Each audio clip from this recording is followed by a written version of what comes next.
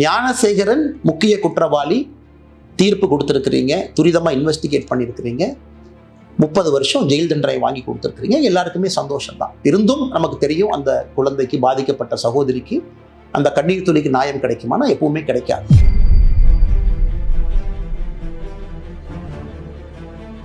முதலமைச்சர் வீட்டில் பெண் குழந்தைகள் இருக்கிறாங்க, ஐயா மு.க. ஸ்டாலின் வீட்டில் பெண் குழந்தைகள் இருக்கிறாங்க. இன்னைக்கு அவர் நேரடியாக நம்ம கிட்ட சொல்ல வேண்டிய கடமை கட்டாயம் அவருக்கு இருக்கு. மே 14ஆம் தேதி ஞானசேகரன் மீது 2வது எஃப்ஐஆர் சிபிசிஐடி ரெஜிஸ்டர் பண்ணிட்டாங்க.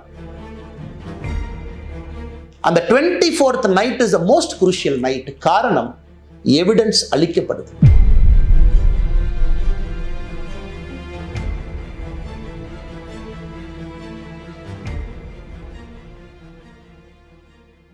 அன்பார்ந்த தமிழ் சொந்தங்களே, சகோதர சகோதரிகளே, பெற்றோர்களே, பெரியோர்களே, உங்கள் அன்பு தம்பி அண்ணாமலை இந்த காணொளி மூலமாக உங்களிடம் சில கருத்துக்களை பதிவு செய்ய வேண்டும் என்று பேசிக் கொண்டிருக்கின்றேன். டிசம்பர் 23ஆம் தேதி 2024 அண்ணா பல்கலைக்கழகத்தில் அங்கே படித்துக் கொண்டிருக்கக்கூடிய சகோதரிக்கு மிக மோசமான, கோரமான ஒரு பாலியல் வன்கொடுமை நடந்தது நமக்கு தெரியும். 23ஆம் தேதி நடந்த அந்த பாலியல் வன்கொடுமை 24ஆம் தேதி, 25ஆம் தேதி ஒரு குற்றவாளியை கைது செய்தார். 25ஆம் தேதி காலையிலிருந்து ஒரு சாமானிய மனிதனாக உங்களைப் போல நானும் பேச ஆரம்பித்தேன். அதன் பிறகு படிப்படியாக சமூக வலைதள பதிவுகள், பத்திரிகை நண்பர்களை சந்தித்து தொடர்ச்சியாக பேசியதன் விளைவு 25ஆம் தேதி சாயந்தரம் ஒரு கைதை காமிச்சாங்க, ஞானசேகரன் என்கின்ற ஒரு மனிதன். 25ஆம் தேதி இரவு ஞானசேகரன் யார், எந்த கட்சியை சார்ந்தவன், யாரோடெல்லாம் தொடர்பு இருக்கு, அதையும் உங்கள் முன்னால் நாங்கள் வச்சோம். எல்லா அரசியல் கட்சிகளுமே எடுத்து போராடினாங்க, பேசினாங்க. அதனால இது நான் அரசியல் பேச விரும்பல. முதல்ல நாங்கள் அது ஓட்டப்பந்தயம் கிடையாது. முதல்ல அண்ணாமலை தான் ட்வீட் போட்டான். அதை மாதிரி நான் ஒரு கீழ்த்தரமான அரசியல்வாதி கிடையாது. மாற்றம் வேண்டும் என்று விரும்பக்கூடிய உங்களை போன்ற ஒரு சாதாரண மனிதன். இன்னைக்கு நான் அதை பற்றி பேசுகிறேன். ஜனவரி மாதம் கடைசியில் உங்கள்கிட்ட சொல்லியிருந்த சில விஷயங்களை நான் சிடிஆர், கால் டீடைல் ரெக்கார்ட் ஆதாரத்தின் அடிப்படையில் உங்கள் முன்னால் வைக்கப் போகின்றேன். இன்னைக்கு பேச வேண்டிய நேரம் வந்துருச்சு. 25ஆம் தேதி கைது செய்யப்பட்ட பிறகு பல விஷயங்கள் நம்ம பார்த்தோம். எஃப்ஐஆர் கசிய விடப்பட்டது. 27ஆம் தேதி நான் ஒரு அறப்போராட்டத்தை முன்னெடுத்தேன். அதன் பிறகு அண்ணா பல்கலைக்கழகம் சில விஷயங்கள் செஞ்சாங்க. நாங்கள் செக்யூரிட்டி அது பண்ணுறோம், நாங்கள் டைட்டன் பண்ணுறோம். சென்னை உயர்நீதிமன்றம் எஸ்ஐடியை போட்டு கண்காணிக்க ஆரம்பித்தாங்க. இன்னைக்கு 5 மாதங்கள் கழித்து தீர்ப்பு வந்திருக்கு. முக்கிய குற்றவாளியாக இருக்கக்கூடிய, ஒரே குற்றவாளியாக இருக்கக்கூடிய ஞானசேகரனுக்கு 30 ஆண்டு காலம் கடுங்காவல் தண்டனை. இன்னைக்கு நம்ம அன்னைக்கு கேட்ட அதே கேள்வி இன்னைக்கு கேட்குறோம். ஞானசேகரன் முக்கிய குற்றவாளி, தீர்ப்பு கொடுத்துருக்கிறீங்க, துரிதமாக இன்வெஸ்டிகேட் பண்ணியிருக்கிறீங்க, 30 வருஷம் ஜெயில் தண்டனை வாங்கி கொடுத்துருக்கிறீங்க, எல்லாருக்குமே சந்தோஷம் தான். இருந்தும் நமக்கு தெரியும் அந்த குழந்தைக்கு, பாதிக்கப்பட்ட சகோதரிக்கு அந்த கண்ணீர் துளிக்கு நியாயம் கிடைக்குமானா எப்பவுமே கிடைக்காது. பட் இருந்தும் அரசு அந்த வேலையை செஞ்சிருக்கு.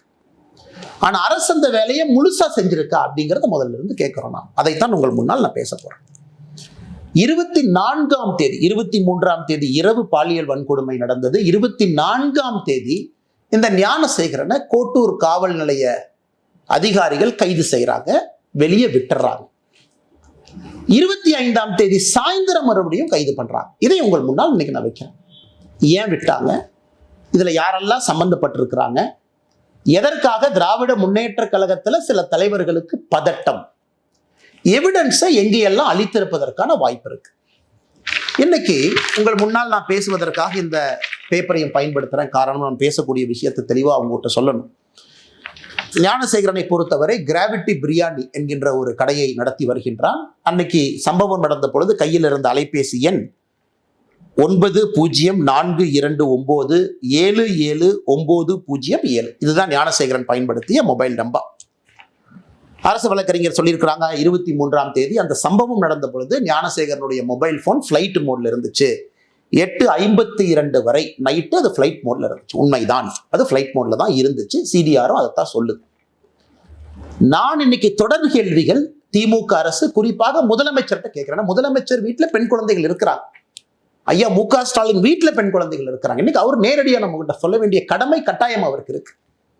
அந்த பிளைட் மோடில் இருந்து வெளியே வந்த ஞானசேகரனுடைய போன் 8:52 பிறகு பிளைட் மோட்ல இருந்து வெளியே வந்த போன், முதல் போன் கால் ஞானசேகரன் யாருக்கு பண்ணாங்கன்னா 8:55 ஒரு காவல்துறை அதிகாரிக்கு தான் முதல் போன் காலே பண்றார்.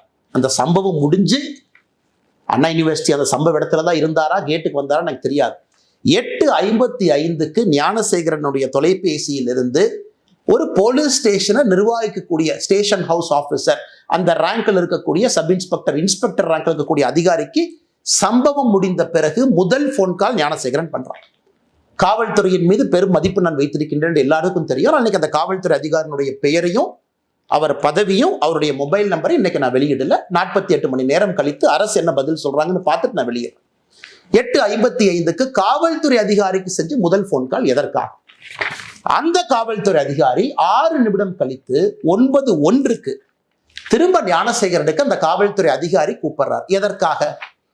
சோ குற்றம் செஞ்ச பிறகு அக்யூஸ்ட் கூப்பிடுற முதல் ஆள் லோக்கல்ல இருக்கக்கூடிய ஒரு காவல்துறை அதிகாரி. விசாரிச்சீங்களா? காவல்துறை அதிகாரிக்கு என்ன ரிப்போர்ட்டிங் என்ன ஞானசேகரன் பண்றான்? குற்றம் செய்த பிறகு அது சார்ஜ் ஷீட்ல கொண்டு வந்தீங்களா? அதிகாரிக்கும் இவனுக்கும் இதுக்கு முன்னாடி ஏதாச்சும் தொடர்பா இருக்கா? ஏன் நான் திரும்ப திரும்ப கேட்கிறேன்னா, மே 14 ஞானசேகரன் மீது 2வது எஃப்ஐஆர் சிபிசிஐடி ரெஜிஸ்டர் பண்ணிருக்காங்க. December 23 offence, first FIR. இது போன்ற இன்னும் பெண்கள் பாதிக்கப்பட்டிருக்கின்றார்களா? அண்ணா யூனிவர்சிட்டியில் ஒரு கேஸ் மட்டுமா, இன்னும் மல்டிபிள் கேசஸா? இதே மோடஸ் ஆபரண்டியை பயன்படுத்தினானா? ஸோ அரசு என்ன பண்றாங்க, மே 14 வெளியே ரெஜிஸ்டர் பண்ண எஃப்ஐஆரையும் சீக்கிரட்டா வச்சுக்கிட்டாங்க. நமக்கு சொல்லல. பாலியல் வன்கொடுமை மற்றும் ஒரு வழக்கு ஞானசேகரன் மீது மே 14 சிபிசிஐடி, அது எந்த ஸ்டேஜில் இருக்குன்னு யாருக்கும் தெரியாது. அதனாலதான் அந்த கேள்வியை கேட்கிறேன். இதுல முக்கியமான விஷயம், 24 குற்றம் செய்த பிறகு அடுத்த நாள் ஞானசேகரன் என்ன செய்யறான்? சிடிஆரை பொறுத்த வரைக்கும் பிஹேவியர் எப்படி இருக்கு? அந்த பகுதி 170வது பிளாக் வட்ட செயலாளர், ஒரு முக்கியமான திராவிட முன்னேற்ற கழகத்தினுடைய மூத்த தலைவர் கோட்டூர் சண்முகம். கோட்டூர் சண்முகமும் ஞானசேகரனும் அன்னைக்கு 24 காலையிலிருந்து சாயந்தரம் வரைக்கும் 6 முறை பேசுறாங்க. நீங்க கேட்கல, என்னங்க அரசியல் கட்சியில் 2 பேர் இருக்கிறாங்க பேசலாம் இல்லைங்க. அதுக்கு முன்னாடி ஒரு வார பேட்டர்ன், அதுக்கப்புறம் ஒரு வாரம் இருக்கக்கூடிய பேட்டர்னை வச்சு நான் அனலைஸ் பண்ணி சொல்றேன். 24 காலை 7:27 முதல் கால் துவங்குது. 4:01 PM வரைக்கும், சாயந்தரம் 4 மணி 1 நிமிடம் வரை 5 முறை பேசுறாங்க 2 பேரும். அதன் பிறகுதான் ஞானசேகரன் போலீஸ் ஸ்டேஷனுக்கு கூட்டிட்டு போறாங்க, கோட்டூர் போலீஸ் ஸ்டேஷனுக்கு. ஒரு 4 மணி நேரம் பேசல. அந்த நேரத்துல ஞானசேகரன் காவல் நிலையத்துக்குள்ள வச்சிருக்கணும். வெளியே வந்த பிறகு ஞானசேகரனும் கோட்டூர் சண்முகம் மறுபடியும் பேசுகிறாங்க. சோ எதுக்கு கோட்டூர்புரம் காவல் நிலைய அதிகாரிகள் ஞானசேகரனை 24 போலீஸ் ஸ்டேஷன் எது கூட்டிட்டு போனீங்க? எதுக்கு வெளியே விட்டீங்க? எவிடன்ஸ் அழிக்கவா? செல்போன் ரெக்கார்ட்ஸ் அழிக்கவா? இல்ல செல்போன்ல இருக்கக்கூடிய வீடியோவை டெலீட் பண்ணவா? இல்ல அண்ணா யூனிவர்சிட்டியில கேமரா ஒருவேளை ஃபங்க்ஷன் ஆகி இருந்தா அதெல்லாம் கழட்டி தூக்கி வீசவா? எதற்காக 24 கைது செய்யப்பட்ட ஞானசேகரன் கோட்டூர் போலீஸ் ஸ்டேஷன்ல இருந்து எதற்காக வெளியே விடப்பட்டார்? இந்த நேரத்துல ரொம்ப முக்கியமான விஷயம், ஞானசேகரன் கோட்டூர் காவல் நிலையத்திலிருந்து வெளியே வந்த பிறகு நைட்டு 8:30 மணிக்கு மேல 24 இரவு தமிழகத்தினுடைய சுகாதாரத்துறை அமைச்சர் அண்ணன் மா சுப்பிரமணியம் அவர்களும் கோட்டூர் சண்முகமும் பேசுறாங்க. இது கோட்டூர் சண்முகத்தினுடைய சிடிஆரை பார்த்தீங்கன்னா, ஞானசேகரன் வெளியே வந்ததுக்கு அப்புறம் கோட்டூர் சண்முகத்தினுடைய பிஹேவியரல் பேட்டர்ன் மா சுப்பிரமணியத்தை கூப்பிடுறார். 8:30 மணிக்கு பேசுறாங்க. 8:32 மணிக்கு மா சுப்பிரமணியமும் கோட்டூர் சண்முகம் மறுபடியும் பேசுறாங்க. இது எல்லாம் நம்ம நல்லா புரிஞ்சுக்கணும். எதற்காக, யாரை காப்பாத்துறதுக்காக இவ்வளவு பதட்டம்? அண்ணா பல்கலைக்கழகத்துல பணிபுரியக்கூடிய நடராஜன் ஒருத்தர், ஒரு முக்கியமான அதிகாரி, கேட் கண்ட்ரோல் அவர் கையில இருக்கு. அதெல்லாம் காவல்துறை நீங்க தான் சொல்லணும், எல்லாம் என்னுடைய வேலை கிடையாது. 48 மணி நேரம் கழிச்சு அந்த நடராஜன் யாருன்னு பேசுவோம். ஒரு PROவா, கேட் யார் கண்ட்ரோல்ல இருக்கு?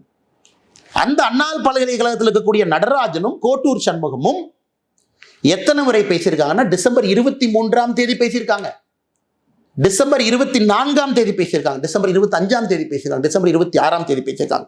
மொத்தமாக இந்த 4 நாட்கள்ல கோட்டூர் சண்முகமும் அண்ணா பல்கலைக்கழகத்திலே பணி செய்யக்கூடிய நடராஜனும் 13 முறை பேசியிருக்கின்றார்கள். 13 முறை.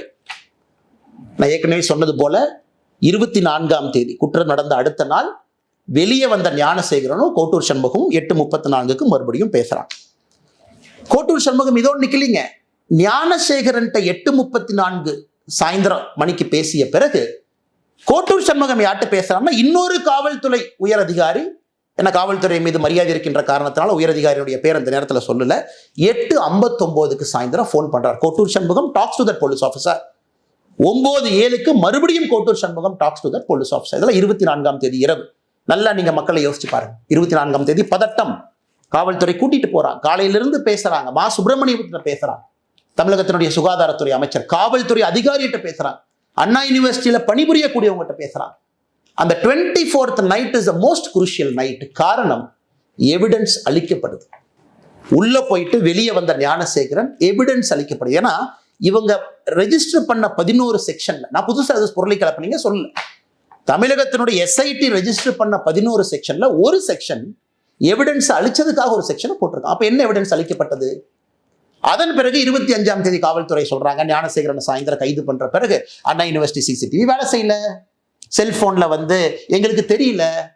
மே 14ஆம் தேதி தான் சொல்றாங்க இன்னொரு பாலியல் வன்கொடுமை வழக்கு ஞானசேகரன் மீது பதிவு செஞ்சிருக்கிறாங்க. அதை பத்தி யாரும் நம்ம பேசல, அது எந்த ஸ்டேஜில் இருக்குன்னு கூட தெரியாது. 25ஆம் தேதி காவல்துறையை பொறுத்தவரை பிளாங்க். ஞானசேகரனை கைது செய்த பிறகு பிளாங்க். ஸோ கோட்டூர் சண்முகத்திற்கு எதற்காக இவ்வளவு பதட்டம்? அந்த பகுதியினுடைய திராவிட முன்னேற்ற கழகத்தினுடைய வட்ட செயலாளர். அப்ப காவல்துறை எஸ்ஐடி அதிகாரிகள் கோட்டூர் சண்முகத்தை கூப்பிட்டு விசாரிச்சீங்களா? ஸ்டேட்மெண்ட் எடுத்தீங்களா? கோட்டூர் சண்முகம் எந்த காவல்துறை அதிகாரி கிட்ட பேசினாங்க, அவங்கள கூப்பிட்டு பேசுனீங்களா? மா சுப்பிரமணியம் அமைச்சரை போலீஸ் ஸ்டேஷனை கூப்பிட்டீங்களா? எஸ்ஐடி மா சுப்பிரமணியம் அவன்கிட்ட கேட்டீங்களா? எதற்காக போன் வந்துச்சு, எதற்காக நீங்க பேசுனீங்க, இந்த பேட்டர்ன்ல எதற்காக நீங்க இன்வால்வ் ஆயிருக்கிறீங்க? இந்த கேள்விகளை நம்முடைய எஸ்ஐடி அதிகாரிகள் கேட்டீங்களா?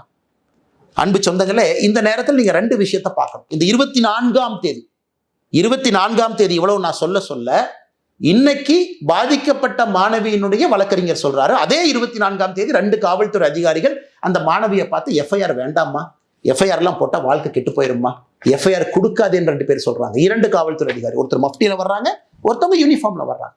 நான் சொல்லுகின்ற இவ்வளவு விஷயங்கள் 24ஆம் தேதி நடக்கும் பொழுது 2 காவல்துறை அதிகாரிகள் அதே 24ஆம் தேதி மாணவிகிட்ட எஃப்ஐஆரை எடுக்க 1 full day டிலே பண்றாங்க. ஸோ அதனால் இது எல்லாமே உங்களுடைய கவனத்துக்கு கொண்டு வருவது மட்டுமல்ல, உங்கள் முன்னால் இந்த நேரத்தில் நான் வைத்திருக்கின்றேன். அன்பு சொந்தங்களை, இன்னைக்கு நாம கேட்கக்கூடிய முக்கியமான கேள்விகள், யார் அந்த சார்? அதே கேள்வியை திரும்ப நம்ம கேட்கிறோம், முதல்ல இருந்து கேட்டுக்கிட்டு இருக்கோம். சர்க்கம்ஸ்டன்ஷியல் எவிடன்ஸ் என்ன? இதெல்லாமே ஓப்பன் சிடிஆர் கால்ஸ். இந்த சிடிஆர்லாம் பார்த்தீங்கன்னா 3 செகண்ட் பேசுறாங்க, அண்ணே வாட்ஸ்அப்பில் வாங்கிறார். வாட்ஸ்அப் நம்மகிட்ட இல்லை, அது காவல்துறை இருக்கு, ஐபிடிஆர்னு அது தனியாக ஒன்று போட்டு அவங்க எடுப்பாங்க. ஸோ வாட்ஸ்அப்பில் என்ன பேசுனாங்க தெரியாது. நான் சொல்வதெல்லாம் நேரடியாக தொலைபேசியில் ஓப்பன் டாக் பேசியிருக்கக்கூடிய கால். ஐபிடிஆர் அக்சஸ் நம்மகிட்ட இல்லைங்க, அது காவல்துறை இருக்கும். ஸோ யார் இன்டர்நெட் ஃபோன் கால் பண்ணது? சாதாரணமாகவே நம்மளே வாட்ஸ்அப்பில் தானே பேசுகிறோம். ஸோ எத்தனையோ கால் இதில் பார்த்தீங்கன்னா 3 செகண்ட் 4 செகண்ட் பேசின கால் என்ன, அண்ணே வணக்கண்ணே கொஞ்சம் வாட்ஸ்அப்பில் வாங்க. கோட்டூர் சண்முகம் விசாரிக்கப்பட வேண்டிய நபர். தமிழகத்தினுடைய சுகாதாரத்துறை அமைச்சர் மா சுப்பிரமணியம் விசாரிக்கப்பட வேண்டிய நபர். அந்த தெளிவை முதலமைச்சர் சொல்லாம எதுக்கு நாடகம் போடுறார்? முதலமைச்சராக ஒரு பக்கம், திராவிட முன்னேற்ற கழகத்தினுடைய தலைவராக இன்னொரு பக்கம் இருக்குல்ல. முதலமைச்சருக்கு 2 பொறுப்புகள், 2 பதவிகள் இருக்கு. கட்சி இன்வால்வ் ஆயிருக்கு, முதல்ல இருந்து இன்வால்வ் ஆயிருக்கு, காவல்துறை அதிகாரிகள் இன்வால்வ் ஆயிருக்கிறாங்க. இவ்வளவு விஷயங்கள் நடந்திருக்கு, இவ்வளவு தொலைபேசி அழைப்புகள். நீங்க கேட்கலாம், இல்ல அண்ணாமலை என்ன நீங்க சும்மா சொல்றீங்க? சரி, கோட்டூர் சண்முகம் அவர்களும் மா சுப்பிரமணியம் அவங்களும் டெய்லி பேசிக்கிறாங்களா? டெய்லி பேசிக்கிறாங்கன்னா, நான் சொன்ன 24ஆம் தேதியை 2 முறை பேசிக்கிட்டாங்க. அதன் பிறகு 6 நாட்கள் அவங்க பேசி கொள்ளவே இல்லை. இவங்க டெய்லி பேசுற ஆட்கள் கிடையாது. 24ஆம் தேதி பேசிய பிறகு இவங்க திரும்ப பேசினாங்களான்னு ரெக்கார்ட் எடுத்து பார்த்தீங்கன்னா 6 நாட்கள் இவங்க பேசல. அதனால் 24ஆம் தேதி பல விஷயங்கள் நடந்திருக்கிறது. அங்கதான் யார் அந்த சார் ஒளிஞ்சிருக்கிறார். அதனால் இது தொடரும். இன்னைக்கு நான் ஏற்கனவே சொன்ன எதற்கும் பயப்பட போவது கிடையாது. ஒரு விஷயத்தை நான் சொன்னேன், அதனை கையில எடுத்திருக்கேன், உடும்பு புடியாக பிடித்து கடைசி வரை போக போறேன். நான் சாட்டையால் அடித்துக் கொண்டது அண்ணா பல்கலைக்கழக மாணவியினுடைய சகோதரனாக. எனக்கு ஒரு சகோதரி, அந்த சகோதரிக்கு ஒரு சகோதரன் இருந்தா 2 பேருக்கும் என்ன வழி ஏற்பட்டிருக்குமோ அதைத்தான் நான் செஞ்சேன். அதனால் தொடர்ந்து கேள்விகள் கேட்போம். இதை நம்ம விட போறதில்லை. இதுக்கும் அவங்க சொல்லுவாங்க இப்படி அப்படிமாங்க. அடுத்து நான் 48 மணி நேரம் கழித்து மறுபடியும் அடுத்த விஷயத்தோடு பேசுவோம். அதனால் முதலமைச்சர் அவர்களே பதில் சொல்லுங்க.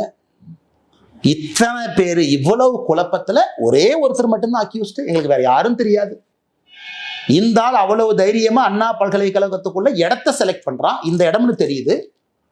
அந்த இடத்த ரெடியா உட்கார்ந்து இருக்கான் அப்படின்னா இதுக்கு முன்னாடி அவன் குற்றமே எங்க செய்யலீங்களா? இது யாராச்சும் நம்புவாங்களா?